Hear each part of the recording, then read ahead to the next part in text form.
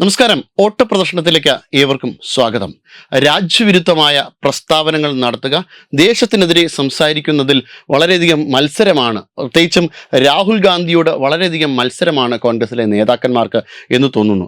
രാഹുൽ ഗാന്ധി ഒരു ദേശവിരുദ്ധത പറഞ്ഞാൽ രണ്ട് ദേശവിരുദ്ധതയെങ്കിലും പറയുന്നത് ബാക്കിയുള്ള നേതാക്കൾക്ക് വളരെയധികം നിർബന്ധമാണ് എന്ന് തോന്നുന്നു. ഈ അടുത്ത സമയങ്ങളിലായി കോൺഗ്രസിൻ്റെ ഒരു ചലനമൊക്കെ ആ ഒരു ദിശയിലാണ്.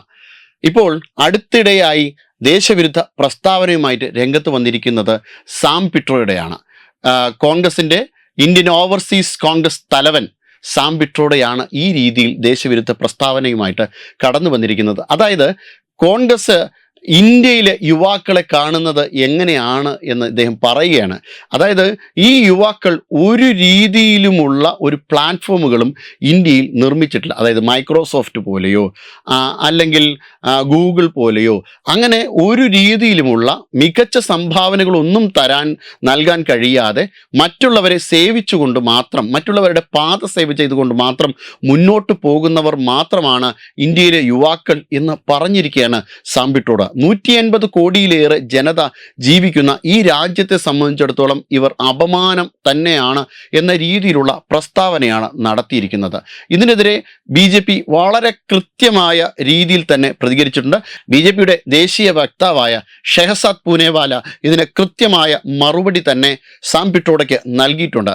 സാം പിട്രോഡയ്ക്ക് ഈ ജനത, അതായത് രാജ്യത്തിൻ്റെ ഭാരതീയരായിട്ടുള്ള യുവത എന്തൊക്കെ നിർമ്മിച്ചു നൽകി എന്നതിനെക്കുറിച്ച് കാര്യമായ വെളിവൊന്നും ഇല്ലാത്തത് കൊണ്ടാണ് ഈ രീതിയിൽ സംസാരിച്ചത്. ബോസ് ലിനക്സ് എന്ന് സാം പിട്രോഡ കേട്ടിട്ടുണ്ടോ?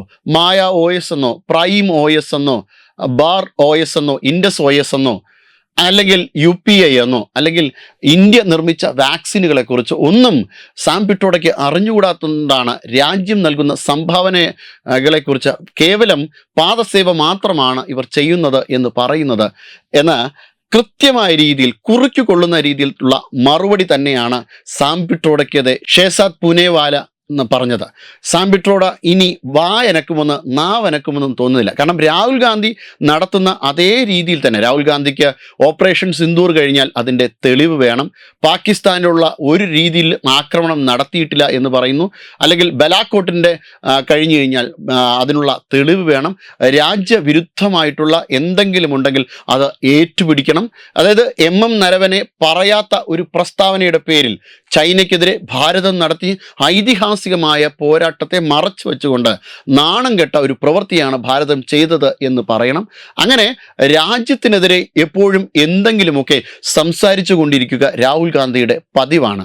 അതായത് ഇന്ത്യൻ ഇൻസ്റ്റിറ്റ്യൂഷനുകൾ, ഇന്ത്യയുടെ പ്രൈം ഇൻസ്റ്റിറ്റ്യൂഷനുകൾ, ഇന്ത്യയുടെ നീതിന്യായ വ്യവസ്ഥയ്ക്കെതിരെ സംസാരിക്കുക, ഇന്ത്യയുടെ കോടതിയെക്കെതിരെ സംസാരിക്കുക, ഇന്ത്യയുടെ പാർലമെൻറ്റിനെതിരെ സംസാരിക്കുക, ഇന്ത്യയുടെ ഇലക്ഷൻ കമ്മീഷനെതിരെ സംസാരിക്കുക. രാജ്യത്ത് നടക്കുന്ന എല്ലാത്തരം കാര്യങ്ങളും തെറ്റായ രീതിയിലാണെന്ന് പറഞ്ഞ് ജനങ്ങളെ ബോധ്യപ്പെടുത്തുവാൻ ശ്രമിക്കുക. രാജ്യത്തിന് പുറത്ത് ചെന്ന് പോലും ഈ രീതിയിലുള്ള പ്രസ്താവനകൾ നടത്തുക.